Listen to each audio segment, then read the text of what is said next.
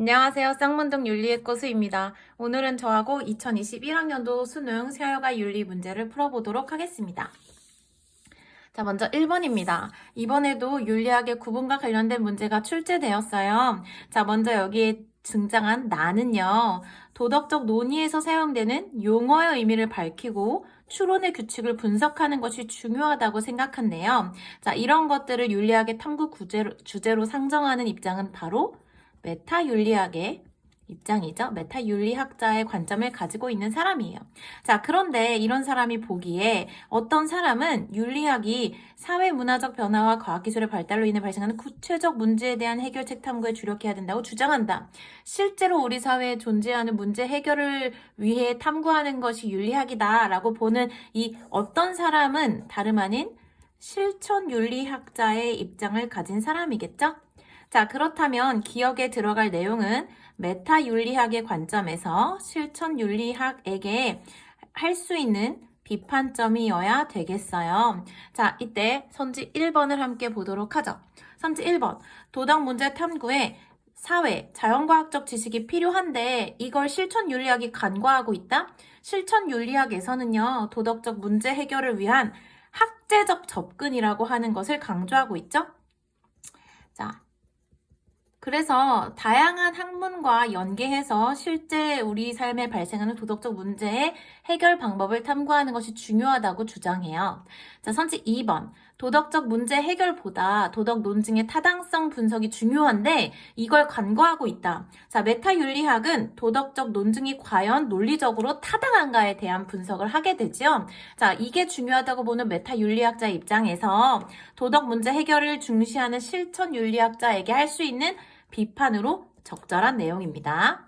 자, 선지 3번. 도덕 형상은 과학적으로 기술해야 할 사실의 집합이 아닌데 그걸 모른다. 이러한 비판은요, 누구에게 할 수 있는 비판입니까? 다름 아닌 기술윤리학에게 할 수 있는 비판점이죠.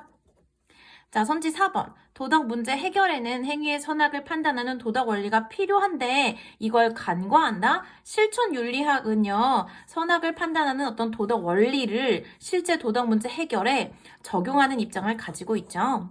자, 그리고 선지 5번. 도덕 이론의 연구만으로는 삶의 구체적 문제 해결에 한계가 있는데 이걸 모른다. 자, 이 실천윤리학은요, 이 이론윤리학과는 달리 도덕 이론만을 연구하는 데 그치지 않고 이를 실제 문제 해결을 위해 적용하고 응용할 것을 강조해요. 그런 입장에서 이 실천윤리학은 도덕 이론의 연구만으로는 삶의 문제 해결에 한계가 있다. 이를 적용해서 실천적이고 구체적인 해결 방법을 탐구해야 된다라고 주장하는 입장이에요. 그래서 이걸 간과한다는 비판은 실천윤리학에게 마땅한 비판이 아닙니다. 그 다음 문제 2번입니다. 갑, 을의 입장에 올바른 선지를 고르는 문제가 출제되었어요. 자, 먼저 갑은 성행위는 부부의 사랑이 전제된 경우에만 정당하다고 보는 보수주의의 관점을 가지고 있습니다. 을은요, 자율성의 원칙과 해악 금지의 원칙, 그 외에 성행위의 도덕적 정당화에 필요한 추가적 원칙은 없다. 즉, 자율성과 해악 금지의 원칙만 충족된다면 성행위는 도덕적으로 정당화될 수 있다라고 보는 자유주의의 입장을 가지고 있습니다. 자, 이때 선지 1번, 서로의 인격이 존중된 성행위라도 정당하지 않을 수 있다. 어떤 부부라고 하는, 결혼이라고 하는 제도적인 조건이 충족되지 않는 경우 성행위는 정당화될 수 없다라고 보는 보수주의의 입장과 일맥상통하는 내용이 바로 발견되었어요. 자, 나머지 선지도 보도록 하죠. 선지 2번. 성의 자기결정권 존중이 성행위 정당화의 충분 조건이다. 성의 자기결정권이 존중되기만 한다면 성행위는 정당화될 수 있다. 갑은요, 그렇게 보지 않아요. 성행위 정당화의 충분 조건이 될 수 없습니다. 결혼이라고 하는, 사랑과 결혼이라고 하는 추가적인 원칙이 필요하다고 보는 입장이 바로 보수주의의 입장이죠. 자, 선지 3번. 성행위를 정당화하는 데 필요한 도덕적 제약은 없다. 성행위를 정당화하는데 자율성의 원칙이나 해악금지의 원칙과 같이 어떤 성의 자기결정권과 인격, 인권을 존중하는 입장도 이 자유주의가 강조하고 있는 어떤 도덕적 제약이라고 볼 수 있어요. 그래서 없다. 완전히 그 어떠한 도덕적 정당화의 원칙이나 기준도 없다라고 하는 입장과 자유주의 입장은 굉장히 다른 것입니다. 이것을 제대로 아는 사람만이 선지 3번을 아주 명확하게 제낄 수 있었겠죠? 자, 그 다음 선지 4번. 쾌락적 가치보다 생식적 가치가 성의 목적에 부합한다 라고 했을 때 이 생식적 가치란 결국 어떤 자녀를 출산하고 양육하는 과정을 포함하는 것이죠. 의리라기보다는 갑에 가까운 입장이라고 볼 수 있겠네요. 자, 그 다음 선지 5번. 성행위의 본질은 사회의 안정과 종족의 보존에 있다 라고 봤을 때 을보다는 갑에게만 해당되는 내용이라고 볼 수 있겠죠. 그래서 이번에 정답은 1번이었습니다. 다음 문제 3번입니다. 모의고사에서부터 힌트를 주었던 하버마스의 이론이 출제가 되었어요. 자, 하버마스는 의사소통의 합리성의 바탕을 두고 우리가 서로 간의 논증적 대화를 통해서 보편적 합의에 도달할 수 있다. 그러니까 우리가 어떤 문제에 대한 합의를 이루기 위한 공론장의 형성과 그에 대한 참여가 보장되어야 한다라는 주장을 제시했었죠. 이때 우리는 이성적 동기에 근거한 공동의 신념으로 인해서 상호 주관성을 확인하게 된다. 이 공론장에서 담론의 과정을 통해 얻은 결론은 손 들어보세요. 동의하는 사람 몇 명, 동의하지 않는 사람 몇 명, 이런 다수결의 원칙에 의한 결과와 완전히 다른 형태의 것입니다. 누구나가 다 합의할 수 있는 결론에 도달할 수 있다는 것이죠. 다수결의 원칙과 다르다는 점을 꼭 기억해 주세요. 자, 선지 1번. 담론 참여자는 논의 주제에 정통한 전문가들로만 구성되어야 한다. 담론 참여자는 그 담론의 문제에 영향을 받는 이해 당사자 누구나 참여할 수 있어야 된다고 하버마스는 이야기해요. 자, 담론 참여자는 자신의 개인적 선호의 욕구를 발언할 수 있는 누구든지 자유롭고 평등한 관계 속에서 자신의 의견을 제시할 수 있는 그런 관계가 보장되어야 된다라고 강조하고 있죠. 담론 참여자는 다른 사람의 주장에 이의를 제기할 수 있어야 한다. 이 역시 자유롭고 공정한 검증 과정, 또 보편 타당성을 요구하는 그 담론 형성의 과정을 중시하는 하버마스에게는 절대로 긍정될 수 없는 선지입니다. 담론 참여자는 정당한 담론의 결과와 그 부작용까지 수용해야 된다. 의사소통 합리성을 바탕으로 이루어진 담론의 결과 그리고 그로 인한 그 부작용은 모두 우리가 의사소통의 공동체 안에서 수용되어야 하는 것이라고 하버마스는 이야기해요. 자, 마지막 5번. 담론 참여자는 이해관계 조정 수단으로만 담론을 활용해야 된다. 이해관계 조정 수단으로만 담론이 활용되는 것이 아니라 우리가 굉장히 다양한 가치의 공유 그리고 사회적 정체성의 확인의 과정 이런 것들이 이 담론의 과정에서 이루어질 수 있다고 하버마스는 이야기했어요. 그래서 3번의 문제의 정답은 4번이었습니다. 그 다음 문제 4번입니다. 갑을 사상가들의 입장으로 적절한 것을 고르는 문제였어요. 자, 먼저 갑은 원조의 목적이 고통받는 사회를 질서정연한 사회가 되도록 하는 데 있다고 주장하는 롤즈의 입장입니다. 롤즈는 고통받는 사회만이 원조의 대상이라고 규정하고 있어요. 그래서 자원이 부족하더라도 질서정연한 사회라면 원조 대상국이 될 수 없다고 보고 있죠. 자, 그 다음 을은요. 원조는 극단적 빈곤을 방지하기 위해 이루어져야 된다. 다시 말하면 극심한 빈곤으로 인해 발생하는 고통을 줄이는 것이 원조의 목적이다. 라고 보는 싱어의 관점이죠. 싱어는 이익평등 고려 원칙에 따라 그 어떠한 경계 없이 우리가 원조의 대상을 결정해야 된다고 봐요. 세계시민주의적 관점을 가지고 있다고도 볼 수 있습니다. 자, 그 다음 보기를 함께 볼까요? 먼저 기억. 사회제도 개선을 목표로 한 원조는 빈곤 해소에 도움이 될 수 있다. 이건 롤즈에게 적절한 선지입니다. 롤즈가 왜 원조의 목적이 질서정연한 사회가 되는 데 있다라고 이야기했느냐면 고통받는 사회라고 하는 것은 결국 인권이 보장되지 않고 그 이유가 정치 문화의 수준이 그런 제도의 수준이 낮기 때문에 인권이 보장되지 않는 그런 사회라고 롤즈는 규정하고 있습니다. 질서정연한 사회는 정치 문화의 수준이 높은 사회죠. 우리가 배운 개념으로 이야기한다면 정의의 원칙이 실현되고 또는 정의의 원칙을 적용하고 실현하려고 노력하는 그런 사회가 질서정연한 사회예요. 이런 사회에서는 어떤 가치의 분배가 공정하게 발생하죠.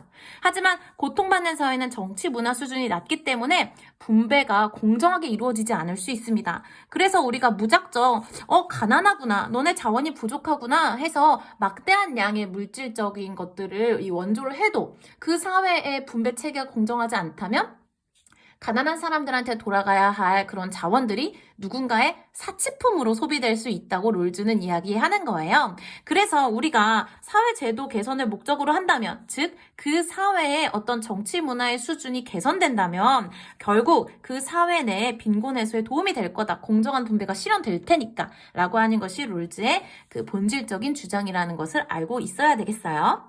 자, 그 다음 보기 니은입니다. 원조하는 나라는 원조받는 나라의 인권 개선을 위해서 강제력을 행사할 수 있다. 롤즈는요, 이 강제력의 행사는 만민법에 의해서 부정된다고 이야기했습니다. 강제력을 행사하는 대상은요, 원조의 대상인 이 고통받는 사회가 아니라 굉장히 무법적인 국가로서 다른 나라의 폭력적인 그런 국가에 대해서 강제력을 행사해야 된다고 얘기했고, 원조의 대상인 고통받는 사회에는 강제력을 행사해서는 안 된다고 보았어요.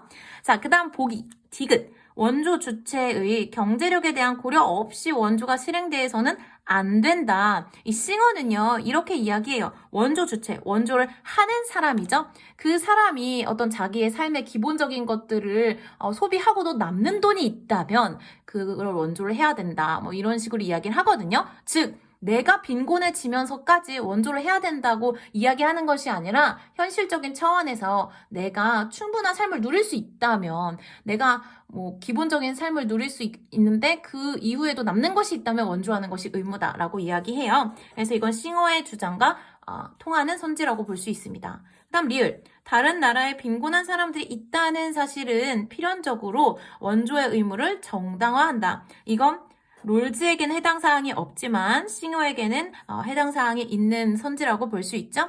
자, 그래서 4번 문제의 정답은 2번이었습니다. 자, 5번 문제입니다. 갑은 아름다운 리듬과 화음이 우아함과 미추 감각을 키워준다. 반대로 품위 없는 리듬과 화음은 나쁜 말씨와 고약한 성질과 연결된다. 그래서 우리는 작품 속에 선의 원형을 표현하지 않는 사람은 추방해야 된다. 여기서 말하는 선의 원형은 선의 이데아라고 볼 수 있는데요. 이 갑은 다름 아닌 플라톤의 관점을 가지고 있습니다. 플라톤은 예술이라고 하는 것은 그 본질은 모방이다. 그런데 무엇을 모방하느냐? 우리가 어떤 감각적인 것 또는 추악한 것을 모방하는 사람들이 있고, 이데아라고 하는 완전한 가치를 모방하는 사람들이 있다. 우리는 다름 아닌 이데아를 모방하는 것이 올바른 예술이라고 하는 것을 알고 있어야 된다. 도덕주의가 관점에서 예술이 도덕성에 영향을 미친다고 주장하는 플라톤의 입장이었어요. 다음 을은요, 미적인 것은 윤리적으로 선한 것의 상징이다. 이런 관점에서만 미적인 것은 다른 모든 사람들의 동의를 요구한다. 미적인 것과 윤리적으로 선한 것이 형식적으로 유사함을 주장하고 있습니다. 칸트는 이렇게 이야기합니다. 도덕적이다 라고 하는 판단, 선하다, 도덕적이다 라고 하는 판단은 누구나 동의할 수 있는 보편 타당성을 추구하지 않습니까? 그런데 이와 유사하게 아름답다 라고 하는 표현도 누구에게나 이 보편적으로 통할 수 있어야만 그 아름다움이라고 하는 것이 우리가 인정할 수 있는 그런 명제가 되잖아요. 그런 면에서 미적인 것과 또 윤리적인 것이 형식적으로 비슷하다라고 주장해요. 그러면서 이 미적인 것은 결국 도덕성의 고양에도 도움을 준다라고 보고 있습니다. 칸트 또한 도덕주의적 관점에서 예술이 도덕성의 고양에 기여할 수 있다라고 주장해요. 자, 이때 함께 선지를 볼까요? 예술가의 창작행위를 떠나서는 아름다움의 원형이 존재할 수 없다. 플라톤이 아름다움의 원형이 이 실제 현실 세계에서의 어떤 행위를 떠나선 존재할 수 없다고 봅니까? 그렇지 않죠. 플라톤은 이원론적 관점에서 현실과 이데아, 이런 감각 세계와 이데아계를 구분하면서 이데아는 이데아대로 영원 불멸한 것으로서 존재한다라고 이야기하고 있죠. 그래서 정답은 1번입니다. 자, 문제 6번입니다. 갑은 긍정하고 을은 부정할 내용을 찾으면 되겠습니다. 먼저 갑은 유전자 교정 기술의 혜택으로 인해서 유전적 결함이 있는 환자들이 자신의 잃어버린 존엄을 되찾을 수 있고 인류는 과학적 유토피아를 실현할 수 있다라고 주장하는 입장이죠. 다음 을은요, 유전자 교정 기술은 인간성을 변화시킬 수 있기 때문에 바람직하지 않다라고 보는 입장이네요. 유전자 교정 기술에 대해서 갑은 긍정하고 을은 부정적으로 이제 바라보고 있어요. 보다 자세한 내용과 함께 개의 선지를 비교하면서 문제를 풀어볼게요. 자, 유전자 교정 기술은 인간의 정체성에 변화를 줄 수 있는가? 인간의 정체성을 변화시킬 수 있다라고 하는 입장에 대해서 을이 긍정하겠죠? 그래서 이 선지는 정답이 될 수 없네요. 자, 그 다음 2번. 유전자 교정 기술에 의해 생명체의 능력이 강화될 수 있다. 유전자 교정 기술에 의해서 생명체의 능력이 강화될 수 있다. 과학적 유토피아 실현을 주장하는 갑의 입장에서 긍정될 수 있는데, 또한 동시에 어떤 생명체를 지적으로 설계할 수 있는 힘을 가진다라고 하는 입장에서 을이 또 긍정될 수도 있어요. 사실 이 선지 자체는요, 선생님은 정확하게는 갑과 을의 입장에 어떻게 해당하는지 정확한 내용은 아니라고 생각하는데요. 이걸 정확하지 않아서 세모 처리를 해서 답을 아니라고 이야기하든 갑과 을 모두 긍정할 만한 선지라고 파악을 하든 어쨌든 정답이 될 수 없는 내용입니다. 그 다음 선지 3번. 유전자 교정 기술에서 개인의 유전자 선택을 금지해야 되는가? 라고 봤을 때 개인의 유전자 선택에 대해 부정적으로 보는 입장은요. 결국 을에게서 긍정할 내용이기 때문에 답이 될 수 없습니다. 갑은 이런 걸 금지해서는 안 된다고 이야기하겠지만 그쵸? 갑은 자신의 의도에 맞게 유전 정보를 활용할 수 있어야 된다. 유전자 선호에 달려있다. 이런 식으로 이야기하기 때문에 유전자 선택을 금지해서는 안 된다. 허용해야 한다. 라고 보는 입장일 거예요. 갑은 부정하고 을은 긍정할 내용입니다. 그래서 답이 될 수 없습니다.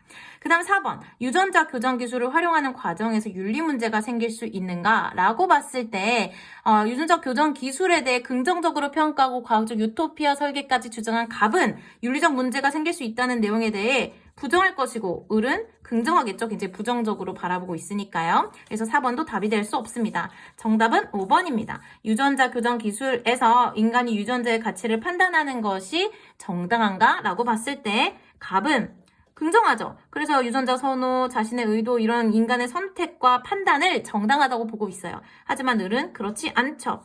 환경에 유전자가 어떻게 적응할지 모른다. 이 유전자의 좋고 나쁨을 인간이 판단해서는 안 된다라고 이야기하고 있어요. 그래서 6번의 정답은 5번이었습니다. 다음 7번입니다. 갑 사상가가 을 사상가에게 제기할 수 있는 비판이 무엇일까요? 자, 먼저 갑. 나의 삶의 역상은 공동체의 역사 속에 있고 나의 도덕적 정체성은 공동체 구성원의 자격 속에서 발견된다. 개인과 공동체는 절대 분리될 수 없음을 주장하면서 나의 정체성이 공동체의 맥락 속에서 구성된다고 보는 현대 덕윤리학자인 맥킨타이어의 입장입니다. 하지만 늘 그렇듯이 이런 현대적 윤리학자 맥킨타이어의 입장은 아리스토텔레스의 입장과 거의 유사해요. 맥킨타이어는 아리스토텔레스의 윤리학으로 우리가 회귀해야 된다. 전통을 다시 우리가 복원해야 된다라는 입장을 취하고 있거든요.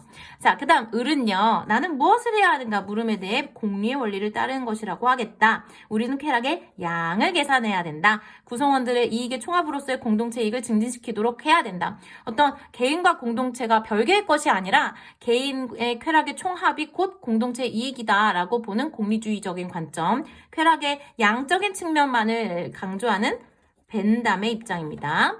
자, 이때 갑 사상가가 을 사상가한테 어떤 비판을 제기할 수 있을까요? 여러분, 공리주의나 의무론과 같은 근대 윤리학에 대한 비판으로부터 맥킨타이어는 우리가 공동체의 전통, 덕윤리로 돌아가야 된다라고 주장하는 사람이에요. 자, 그러면서 우리가 공동체의 역사, 공동체의 가치를 중시해야 된다는 그런 전통적인 관점으로의 복귀를 주장하죠. 자, 선지 1번. 행위자의 품성보다 행위 유용성이 중요한데 그걸 간과하고 있다? 반대예요. 행위 자체의 유용성보다 공동체 구성원으로서 그 사람이 어떤 품성을 가지고 있느냐가 중요하다. 이것이 바로 덕윤리의 관점이죠. 다음 선지 2번. 보편적 도덕 원리를 행위의 기준으로 삼아야 하는데 그걸 간과한다. 보편적 도덕 원리, 바로 공리의 원리입니다. 근데 이걸 공리주의가 간과하고 있나요? 그렇지 않죠. 또한 맥킨타이어와 같은 덕윤리 학자들은 어떤 보편적인 기준을 강조하는 것이 아니라 우리 공동체의 전통, 우리 공동체의 가치, 우리 공동체의 역사를 중시해요. 그래서 이 문장 자체가 이 맥킨타이어의 입장에서 할 수 없는 비판입니다. 그다음 선지 3번. 공동체가 개인의 단순한 집합체로 간주될 수 없는데 이를 간과한다. 라고 하는 이 주장이 바로 더귤리의 입장에서 벤담에게 할 수 있는 주장이에요. 왜냐하면 맥킨타이어에게 공동체는 그 전통과 역사와 가치에 의해서 굉장히 중요한 그 지위를 가지고 있어요. 그 자체로 목적인 것이죠. 그런데 벤담이 보기에 공동체는 개개인의 총합이에요. 그렇기 때문에 이 개인과 공동체를 별개의 어떤 가치를 가진 것으로 생각하는 것이 아니라 개개인의 이익의 총합이 공동체의 이익이다라고 단순한 어떤 계산식에 의해서 공동체를 표현해버리죠. 이런 식의 표현에 대해서 맥킨타이어는 공동체는 단순한 개인의 집합체가 아니야. 공동체는 자체의 전통과 역사, 가치를 가지고 있는 것이야. 우리가 목적으로서 추구해야 되는 것이야 라고 주장할 수 있습니다. 그래서 이 문제의 정답은 3번이었어요. 나머지도 함께 보시죠. 선지 4번. 개인이 다른 사람의 행복을 고려하여 행해야 하는데 그것을 간과한다 라고 했을 때 공리주의가 과연 다른 사람의 행복을 고려하지 않나요? 공리주의도 다른 사람의 행복을 고려합니다.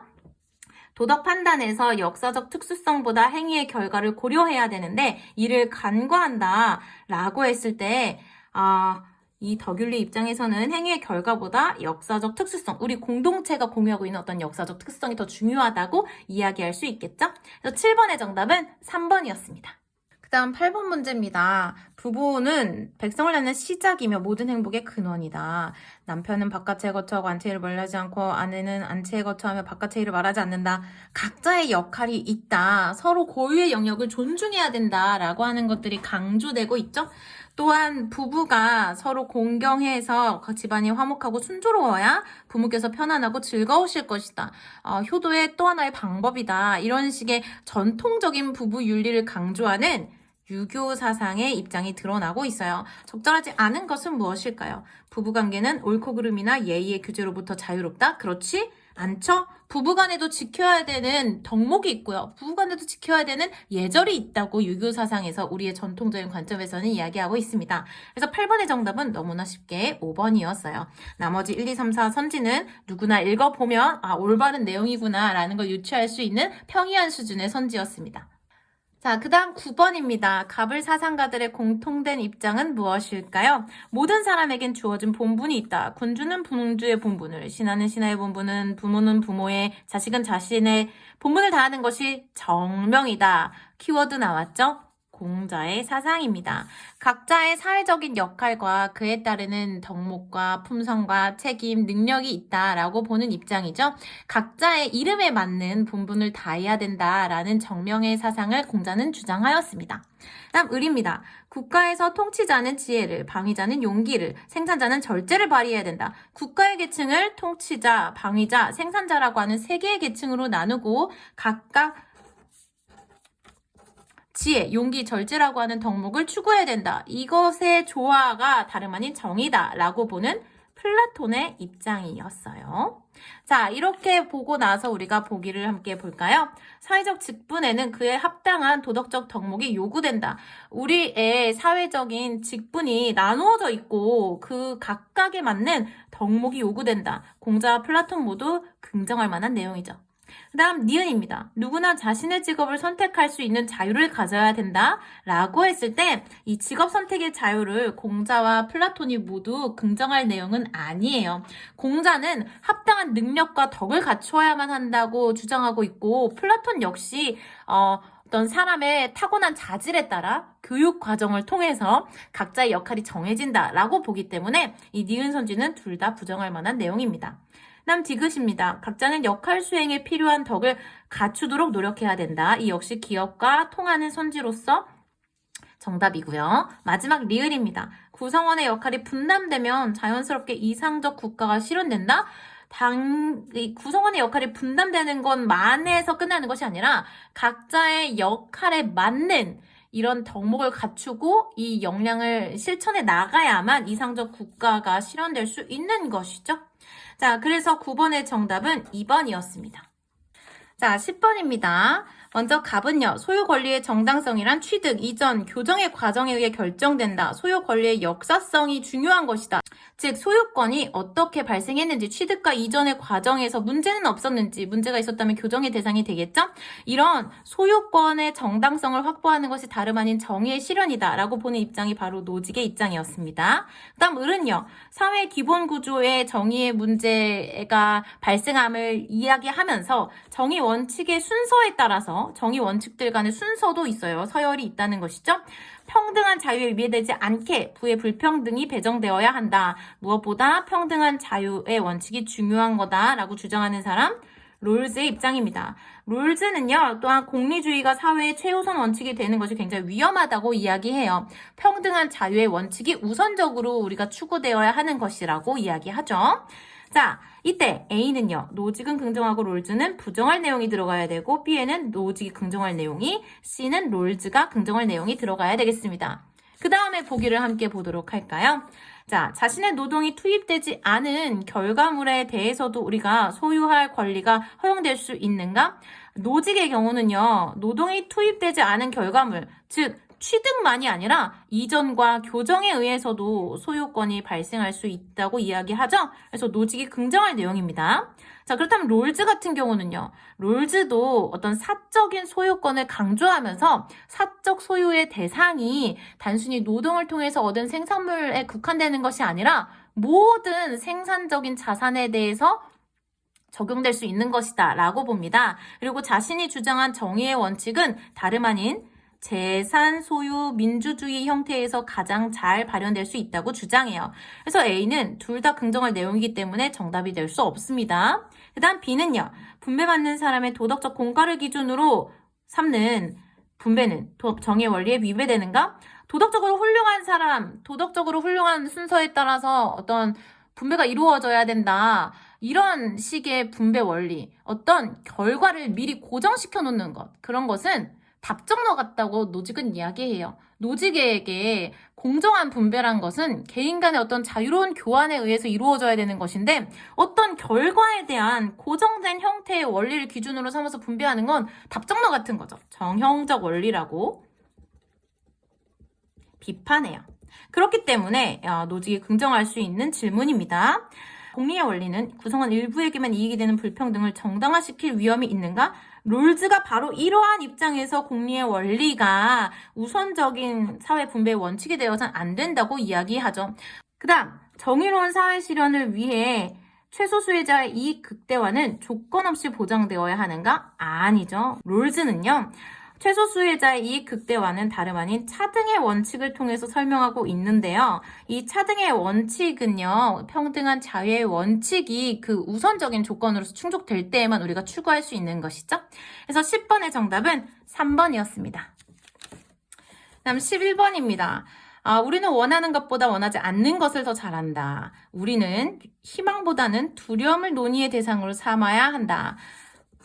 생각나야 되죠? 공포의 발견술. 자, 행해할 것과 관련된 책임 개념에 따르면 현재 행위로 인해 발생할 사태에 대해 책임되어 해야 된다. 사태 의존자인 미래 세대는 명령자가 되고 권력자인 현 세대는 의무자가 된다. 현 세대는 미래 세대에 대해 도덕적인 책임을 지닌다라고 주장하는 사람 바로 요나스입니다. 왜냐하면 지금 발생하는 어떤 행위의 주체는 모두 현 세대죠. 그리고 미래 세대는 그 행위에 대해서 영향을 받을 수밖에 없는 그런 입장이에요. 그렇기 때문에 모든 책임은 현 세대에 있는 것이죠. 그래서 우리가 어떤 행위를 할 때 미래 세대를 반드시 고려해야만 한다라는 우린 미래 세대에 대해 책임을 지닌다라고 하는 관점을 요나스는 굉장히 강조하고 있죠. 이 요나스의 입장에서 긍정될 수 있는 선지만을 보기 위해서 고릅시다. 기억. 선의 탐구에서는 악의 인식보다 선의 인식이 더 효과적이다. 반대임을 이 첫 번째 지문에서 이야기하고 있죠. 니은, 할 수 있다는 능력의 근거에서 해야 한다는 책임이 발생한다. 지금 이 행위의 주체는 누구다? 현 세대다. 현 세대만이 할 수 있다. 또한 인간이 가지고 있는 이 기술 권력, 인간이 자연과 미래 세대에 대해서 그 책임을 질 수 있는 능력을 가지고 있다라고 하는 것이 결국 책임져야 한다라고 하는 당위를 발생시킨다고 요나스는 보고 있죠. 디귿, 그래서 정답입니다. 디귿. 인간의 힘이 자연으로 확장될수록 자연 파괴의 가능성도 높아진다. 인간의 힘이 강해지면 강해지고 영향력이 강해질수록 결국 자연이 파괴될 가능성도 높아진다. 그러니까 우리는 과학기술에 대해서 굉장히 이상적이고 희망적으로 보기보다는 이것이 과연 어떠한 악영향을 끼칠 것인가에 대해 더 두려움을 느껴야 된다고 요나스는 이야기하죠.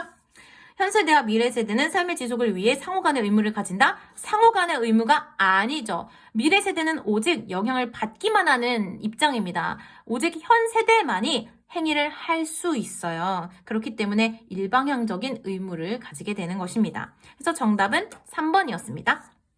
다음 12번입니다. 가불사상가의 입장에 대해 적절하지 않은 것을 고르는 문제였어요. 특정한 법에 불복종하기 전에 효용성을 따져봐야 된다. 불복종이 목표 달성에 실패할 경우 다른 수단으로 성공할 가능성을 감소시킬 위험도 고려해야 된다. 이런 싱어의 입장이 먼저 제시가 되었어요. 싱어는 시민 불복종의 어떤 비용과 편익에 대한 고려가 이루어져야 함을 이야기하고 있죠. 자, 그 다음 을은요. 다수의 정의관을 현저하게 위반하는 경우 이에 대한 불복종은 정당화된다. 롤즈의 입장이에요. 롤즈는요. 오직 다수의 정의관, 여기에 내재되어 있는 가치는 결국 정의의 원칙이죠. 그러한 정의의 원칙을 현저하게 위배하는 심각한 부정이 많이 시민불복종의 대상이 된다라고 이야기합니다. 이때 좀 더 자세하게 얘기하면 이 다수의 정의관을 현저하게 위반한다는 것을 어떻게 알 수 있느냐? 첫 번째, 평등한 자유의 원칙을 위반하는 경우. 두 번째, 공정한 기회균등의 원칙을 위반하는 경우입니다. 마지막으로 차등의 원칙을 위반하는 경우는 우리가 실질적으로 추적할 수 없다고 보았어요. 그래서 구체적으로 제시한 거 두 개지만 전체적으로 정의의 원칙을 심각하게 위반하는 부정이다라고 해도 맞는 내용입니다. 그래서 12번에 선지를 함께 보도록 할까요? 시민불복종은 성공과 실패에 따르는 비용과 편익을 고려해야 된다. 맞는 내용이죠. 싱어의 입장에서. 2번, 시민불복종이 정당하더라도 법에 대한 복종심을 감소시킬 수 있다. 시민불복종이 아무리 정당하더라도 그것에 의한 효과가 결과적으로 효용성이 또 감소될 수 있다면 우리는 그것까지 고려해야 된다라고 보는 것이 싱어의 입장입니다. 선지 3번, 시민불복종은 정의감에 의해 상당히 규제되는 사회에서만 성립한다. 롤즈의 가장 중요한 포인트 중에 하나인데요. 정의감에 의해 규제되는 사회, 다시 말하면 거의 정의로운 사회라고도 이야기하고, 다시 말하면 질서 정연한 사회라고도 합니다. 결국 정의의 원칙을 심각하게 위반한 것이 부정이다 라고 하는 다수의 정의관이 성립될 수 있는 정의의 원칙을 추구하는 사회에서만이 시민불복종이라고 하는 시민의 저항권 행사가 가능하다고 보는 것이 롤즈의 입장이죠. 다음 선지 4번입니다. 다수가 믿는 종교적 가르침은 시민불복종을 정당화하는 근거이다. 아니죠. 롤즈가 보기에 다수의 정의관이라고 하는 건 어떤 종교를 믿는 사람이든지 간에 어떤 개인적인 신념을 가지고 있는 사람이든지 간에 공통적으로 공유할 수 있는 것이라고 이야기해요. 종교적인 신념은 다수가 믿더라도 다수의 정의관을 형성할 수 없어요. 자, 아무튼 그래서 12번의 정답은 4번입니다. 시민불복종은 위법 행위지만 사회 정의를 추구한다. 이거는 시민불복종에 대한 보편적인 설명이기 때문에 당연히 맞는 내용이었어요. 자, 13번입니다. 갑은 인도적 차원에서 조건 없는 대북 지원이 필요하다는 주장이고요. 을은요. 북한 사회 개방이 선행된 이후에 행해져야 된다고 주장하고 있어요. 이들의 쟁점이 될 수 있는 사항은 다름 아닌 4번이겠지요. 자, 나머지 선지는 모두 갑과 을이 긍정할 만한 내용이네요. 13번의 정답은 4번이었습니다. 자, 14번 문제입니다. 먼저 가는요. 인간의 본성을 이기적이라 보고 국가도 그렇기 때문에 이기적이라고 봅니다. 국제관계는 만인에 대한 만인의 투쟁 상태라고 보는 현실주의의 입장을 취하고 있어요. 그래서 권력의 극대화를 추구하는 과정에서 국제분쟁은 필연적으로 발생한다. 국제분쟁을 해결하고 평화를 유지하려면 국가 간 힘의 균형이 필요하다. 군사동맹과 같은 서로를 견제할 수 있는 세력 균형이 이루어질 때만 국제분쟁이 해결될 수 있다라고 보는 입장이에요. 자, 나는요. 인간을 이성적으로 보고 국가도 이성적으로 봅니다. 국가 간 상호 협력이 가능하다고 봐요. 굉장히 이상적으로 국제관계를 바라보고 있죠? 이상주의의 입장이에요. 자, 상대방에 대한 무지, 오해, 동맹, 비밀 외교로 인해 국제 분쟁이 발생하다. 그러니까 우리가 불완전한 법과 제도를 보완함으로써 어떤 이상적인 국제 협력 관계를 맺어나갈 수 있도록 노력해야 된다. 라고 주장해요. 자, 보기를 볼게요. 국제관계에서 평화를 유지하기 위한 정책은 없다. 현실주의 관점에서 평화를 유지하기 위한 정책은 군사동맹과 같은 세력 균형이 될 수 있어요. 자, 그 다음 니은. 국제관계에서 국가의 권력을 견제할 수 있는 것은 다른 국가의 권력이다. 그렇기 때문에 군사동맹과 같은 것을 통해서 평화를 우리가 이룰 수 있다고 보는 것이죠. 그 다음 디귿. 국제정치의 불완전한 제도가 전쟁의 원인이 될 수 있다. 그래서 이런 상대방에 대한 무지, 오해, 동맹, 비밀 외교 등을 발생시키는 이런 불완전한 제도를 우리가 개선해 나가야 된다라고 보는 입장이 바로 이상주의 입장이겠죠. 그 다음 리을이요. 국제분쟁은 각국의 도덕성 증진으로 해결해야 된다. 각국의 도덕성 증진 플러스 법과 제도의 개선을 통해서 우리가 국제분쟁을 해결해야 된다라고 주장하는 입장이 이상주의입니다. 자, 이게 충분 조건이 아니니까 세모로 표시할게요. 하지만 이로선 해결할 수 없고 어떤 힘의 균형, 세력 균형, 군사 동맹을 통해서만 우리가 해결할 수 있다고 보는 현실주의 입장에선 부정할 내용입니다. 14번의 답은 3번이었어요. 자, 15번입니다. 쾌고를 느낄 수 있는 능력. 우리가 외우기로는 쾌고 감수 능력이죠? 똑같은 말이죠. 자, 이것이 이익관심을 갖기 위한 필요충분 조건이다. 그리고 우리는 이익관심을 가지는 모든 대상들을 도덕적으로 평등하게 고려해야 된다. 라고 하는 공리주의의 입장에서 어떤 쾌고감수 능력을 지닌 동물까지 우리가 도덕적으로 고려해야 된다는 것을 주장한 싱어의 입장이죠. 그다음 을은요. 자연을 파괴하면 안 된다. 그것은 인간 자신에 대한 의무를 거스르는 거다. 왜냐하면 자연을 파괴하는 행위는 결국 인간의 도덕성에 기여하는 감정을 약화시키는 것이다. 자연 파괴? 안 돼. 동물학대? 안 돼. 인간을 위해서 안 돼. 라고 보는 관점, 칸트의 입장이죠.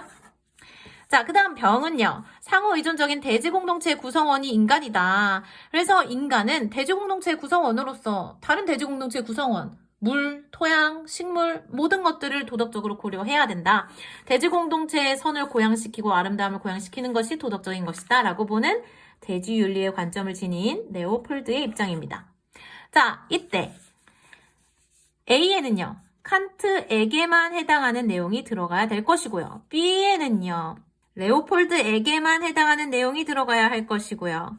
C에는요. 칸트와 레오폴드의 공통점이 들어가야 되고 D에는 모든 사상가들의 공통적인 입장이 들어가야 되겠죠? 자, 먼저 A입니다. 공리의 원리는 동물을 도덕적으로 고려해야 할 근거가 아니다. 자, 공리의 원리를 근거로 동물을 도덕적으로 고려해야 된다고 주장하는 입장은 오직 싱어에게만 해당되는 입장입니다. 그렇기 때문에 이거는 칸트뿐만 아니라 레오폴드도 긍정할 만한 내용이에요. 그래서 이건 A가 아니라 새로운 E라고 하는 영역에 들어가야 되겠네요. 그 다음 인간에 대해서뿐만 아니라 자연과 관련해서도 인간의 의무가 발생한다. 자연과 관련해서도 인간의 의무가 발생한다. 라고 했을 때 이 내용은요. 레오폴드에게만 해당되는 내용은 아니에요. 칸트 또한 자연에 대한 간접적인 의무가 있다고 이야기하죠. 자, 이 의무라고 하는 표현이 칸트에게 간접적인 영역에서도 적용될 수 있다고 보는 그런 선지가 모의고사에서도 사실 힌트로 나왔어요. 학평이었나 모의고사였나. 자, 아무튼 그래서 B가 아니라 이 역시 E에 들어가야 되겠죠? 자, 이때 이 자연은 뭐 쾌고감수 능력을 지닌 동물을 포함하는가 아니면 그보다 넓은 범위를 포함하는가 라는 질문에 따라서 싱어에게도 해당할 수 있고 해당하지 않을 수도 있겠지만 저는 이 선지의 표현 자체로는 싱어까지 논의할 필요는 없고 칸트의 간접적인 의무, 자연에 대한 간접적인 의무로 이 선지를 해결해야 된다고 생각해요. 그래서 이걸 E에 넣어야 되는 면에서 정답이 될 수 없다고 해설하도록 할게요. 자, 그 다음 디귿. 직접적인 도덕적 의무의 대상은 인간에게만 해당하지 않는다. 인간으로만 한정되지 않는다. 직접적인 도덕적 의무의 대상을 직접적인 의무의 대상을 인간에게만 한정하는 입장은 바로 칸트의 입장이죠. 그렇기 때문에 그렇지 않다고 보는 입장, 싱어와 레건의 공통점으로 적절합니다. 리을, 도덕적 지위를 지닌 존재 범위를 모든 생명체로 설정하는 것은 부적절하다. 생명체를 도덕적 지위를 결정하는 기준으로 제시하는 입장은 생명중심주의의 입장이고 이는 이번 문제에 제시되지 않은 입장입니다. 그래서 여기 제시된 세 사상가에게 공통적으로 해당할 수 있는 내용으로 적절합니다. 15번의 정답은 3번이었어요. 자, 16번입니다. 아침에 도를 깨달으면 저녁에 죽어도 좋다. 공자가 했던 유명한 구절이죠. 그리고 뜻있는 성비는 살아남고자 하여 인을 해치지 않는다. 무엇보다 목숨보다 인이라고 하는 도덕적인 가치가 중요하다라고 보는 입장, 유교 사상의 입장입니다. 공자가 제시한 내용이기도 해요. 다음, 진인이라고 하는 것은 장자가 중시한 이상적 인격의 모습이죠. 이상적인 인간은 도의 관점을 취하고 있기 때문에 삶을 기뻐하지도 않고 죽음을 싫어하지도 않는다. 도가 사상의 입장이에요. 미시적으로는 장자의 주장입니다. 다음 다는요. 전생에 뿌려진 씨앗은 이번 생에 받는 거다. 전생의 업보가 이번 생을 결정했다. 또 이번 생의 업보는 다음 생을 결정한다. 그러니까 수지나 아이유로 태어나고 싶으면 이번 생에 착하게 살아 라고 이야기하는 불교의 윤회 사상을 보여주고 있죠. 자, 이때 16번의 선지 1번. 죽음은 슬픈 일이다. 하지만 의로운 일에 위해 목숨을 버릴 수 있다. 죽음이라고 하는 건 자연스러운 과정이지만 동시에 애도의 대상이다 라고 보면서 도덕적인 것이 사는 것보다 중요하다라고 보는 유교 사상의 입장으로 적절합니다. 그 다음 2번. 인의를 위해 목숨을 바치는 것은 어리석은 일이다. 인이라고 하는 유교 사상에서 중시하는 도덕규범은 자연적 본성을 해치는 인위적인 것으로 간주하면서 이를 위해 목숨을 바치는 것은 어리석은 일이라고 말하는 거 도가 사상에서 충분히 긍정될 수 있는 내용입니다. 그 다음 선지 3번. 연기의 법칙을 깨달으면 윤회 고통에서 벗어날 수 있다. 자, 연기의 법칙을 깨달으면 누가 되죠? 부처가 됩니다. 이 부처는요, 윤회 고통에서 벗어날 수 있어요. 삶도 죽음도 그 어떤 것도 아닌 열반의 경지에 듦으로써 다시 태어나지 않아도 되는 경지에 이를 수 있는 것이 바로 이 부처다. 불교의 입장에서 긍정될 수 있는 내용입니다. 다음 선지 4번. 태어남과 죽음은 본래 자연스러운 과정이다.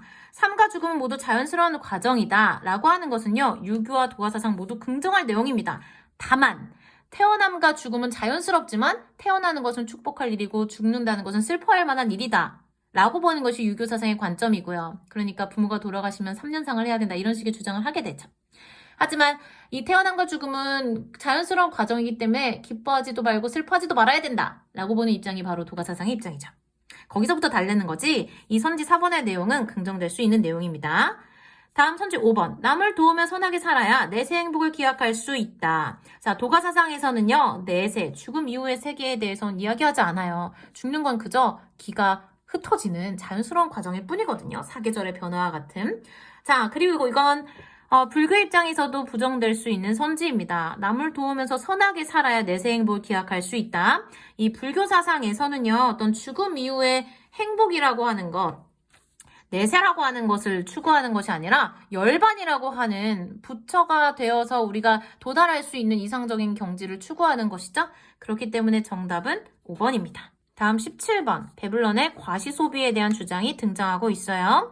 자, 1번. 과시소비로부터 자유로운 사회계층이 존재하는가? 존재하지 않죠. 제시문에서도요. 극빈층을 포함한 사회 어떤 계층도 과시소비를 하지 않는 경우는 없다고 이야기하고 있어요. 자, 선지 2번. 타인과의 비교 성향이 인간의 허영심을 제한하는가? 제한하지 못하죠. 오히려 경쟁적인 비교 성향이 이런 과시소비의 경제적인 동기가 된다고 보고 있어요. 결국 있어 보이는 채 하려고 허세가 당한 마지막 순간까지 비참할 정도로 이런 것까지 다 참아낼 수 있다. 제시문에도 나와 있는 내용이죠. 자, 그 다음 선지 3번. 자본을 축적하는 것만으로도 타인의 존경을 얻을 수 있는가? 그렇지 않다는 것이죠. 부나 권력을 획득하는 것만으로는 충분하지 않다. 이걸 어떤 소비를 통해서 증거로 드러내야만 존경이 부여된다. 그래서 사람들이 과시소비를 하게 된다. 라고 이 제시문에서도 이야기하고 있어요. 그럼 선지 4번. 과시소비는 자신의 지위를 드러내기 위한 방편으로 행해지는가? 네, 그렇기 때문에 과시소비를 통해서 존경을 얻기 위해 나를 드러내고 존경을 얻기 위해 과시소비를 하게 된다. 자신의 부와 권력을 드러낸다. 라고 주장하고 있죠. 선지 5번. 경쟁적인 비교 성향은 자기 보존 본능보다 강력한 경제적 동기인가? 그렇지 않습니다. 자, 여기도 써있죠? 자기 보존 본능을 제외하고는 가장 강력하고 지속적인 경제적 동기이다. 이 제시문에서 문제의 답을 찾을 수 있는 내용이었어요. 17번의 답은 4번이었어요. 자, 그 다음 18번. 가는요, 주류 문화를 중심으로 문화 정체성이 형성되고 통합을 이루어야 된다고 보는 동화주의의 관점을 취하고 있습니다. 나는요, 국가는 이주민의 면허를 평등하게 인정하면서 다양한 문화의 고유성을 유지하면서 통합을 이루어야 된다고 보는 다문화주의의 입장을 취하고 있어요. 자, 이때 나의 입장이 갖는 상대적인 특징은 무엇입니까? 나의 입장에서는요, 이주민 문화의 정체성 보존을 더 강조할 거고 문화 간 대등한 방식의 공존을 더 강조하겠죠. 반면 단일한 문화 중심의 사회 통합을 강조하는 정도는 상대적으로 약할 수밖에 없겠죠. 이때 X 높고 Y 높고 Z 낮은 미음이 정답입니다. 자, 19번입니다. 형벌은 범죄자가 처벌받은 행위를 의혹했기 때문에 행해져야 된다. 형벌이라고 하는 것은 그 형벌의 효과, 유용성, 다른 어떤 목적을 위한 수단으로서 행해지는 것이 아니다. 오직 범죄자가 그 행위를 의혹했기 때문에 주어지는 것이다. 라고 보는 입장, 칸트의 관점입니다. 을은요, 형벌은 범죄를 억제하기에 충분한 정도의 강도만을 지녀야 된다. 사형보다 고통이 길게 유지되어 오랫동안 본보기로 기능하는 형벌, 다시 말하면 종신노역형이죠. 우리가 어떤 고통과 이익 같은 유용성을 따져봤을 때 사형보다 종신노역형이 훨씬 효과적이다라고 보는 입장, 베카리아의 입장이었습니다. 그 다음 병은요. 사형은 죄인을 시민이 아닌 적으로서 처벌하는 것이다. 그가 사회계약을 파기하여 이미 국가의 구성원이 아니라는 증명이자 선언이다. 살인자에 대한 사형은 결국 적을 처벌하는 거다라고 보는 입장, 루소입니다. 살인을 저질렀다는 것은 생명 보존을 위해 맺은 사회계약의 목적을 위협하는 거다. 그 사람은 더 이상 우리 사회 구성원이 아니다. 우리의 적이다. 그럼으로써 그를 처벌해야 된다라고 주장하는 입장, 바로 루소의 입장입니다. 자, 이때 나의 그림을 봤을 때요. 우리가 칸트, 베카리아, 루소 각각의 입장에서 서로에게 할 수 있는 비판의 방향을 잘 보고 해당하는 선지를 찾아야 되겠습니다. 자, 먼저 A는요. 칸트가 베카리아한테 할 수 있는 비판이어야 해요. 자, 형벌의 질과 양은 동일보복법에 의해서 결정되어야 한다. 즉, 그 범죄자가 그 피해자에게 얼마만큼의 해를 입혔는지에 따라서 결정되어야 된다. 보복의 원리에 따라서 형벌의 질과 양이 결정되어야 된다. 라고 보는 입장, 칸트의 입장이죠. 하지만 베카리아는 그것을 간과하고 있다. 칸트 입장에서 베카리아에게 할 수 있는 주장으로 충분합니다. 왜냐하면 베카리아는요. 형벌의 효용성, 형벌의 결과, 효과를 따지기 때문에 칸트는 이와 같은 비판을 할 수 있겠어요. 다음 선지 2번. 형벌은 국가 독립을 위한 수단으로 집행될 수 있는데 그걸 간과한다. 자, 이 B와 D는요. 베카리아가 칸트와 루소에게 할 수 있는 비판이어야 해요. 자, 그런데 루소는요. 이미 국가 존립을 위한 수단으로서 형벌을 정당화하고 있어요. 그렇기 때문에 이를 간과한다는 비판은 루소에게 해당되지 않습니다. 정답은 2번이었어요. 차근차근 풀었으면 생각보다 정답은 쉽고 빠르게 우리 앞에 다가와 있었던 문제였어요. 자, 그 다음 C는요. 루소가 베카리아에게 할 수 있는 비판이어야 되죠. 사회계약은 살인범을 사형에 처할 수 있는 근거가 되는데 이를 간과한다. 루소는 오히려 사회계약에 기초해서 생명 보존을 목적으로 하는 사회계약을 위반한 살인범은 사형에 처할 수 있다고 주장하지만 베카리아는 그 누구도 사회계약에 자신의 생명을 넘기는 데 동의하지 않는다라고 해서 사형을 부정하죠. 사회계약이라고 하는 근거를 바탕으로 베카리아는 사형을 부정하고 루소는 사형을 긍정합니다. 그렇기 때문에 이 C와 같은 비판을 루소가 베카리아한테 할 수 있는 것이죠. 이는요. 루소가 칸트에게 할 수 있는 비판이어야 합니다. 사형은 일반 시민들의 안전을 지키기 위해 실행되어야 하는데 이를 칸트가 간과한다. 사형이라고 하는 것은 결국 우리가 사회계약의 목적을 보존하기 위해서 이를 위협한 사람을 제거하는 거다. 적을 처벌하는 것이다. 라고 보는 루소의 관점에서 사형이 다른 목적을 위한 수단이 아니라 그저 범죄자가 그 행위를 의혹했기 때문에 시행되는 것이다. 라고 주장한 칸트에게 이러한 식의 비판을 할 수 있겠죠.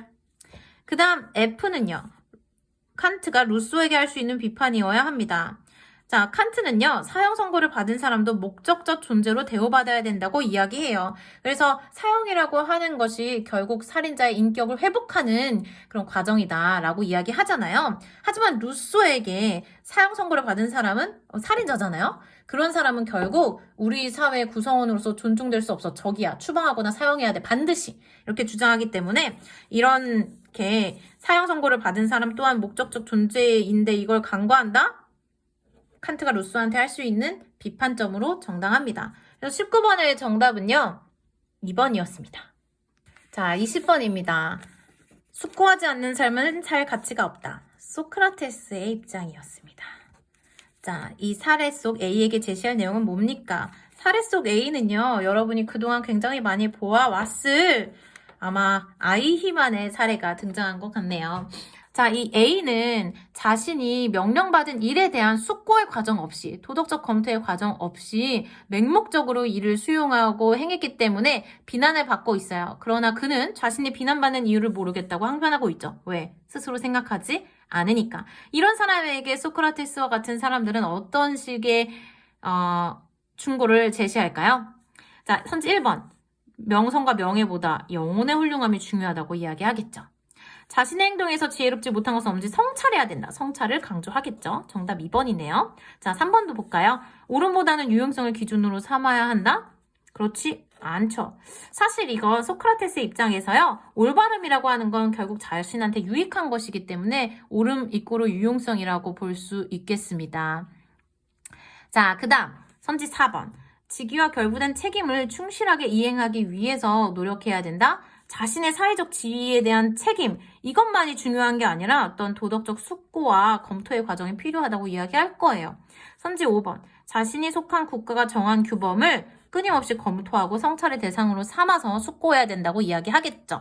결국 자신에게 주어진 역할, 지위, 국가의 명령에 대한 맹목적인 추종이 이 사람에게는 굉장히 비도덕적인 행동을 수행하는 것으로 귀결되었어요. 우리는 언제나 자신의 행동을 검토하고 성찰해야 되겠습니다. 자, 그럼 오늘 여기까지 하도록 할게요. 여러분, 안녕!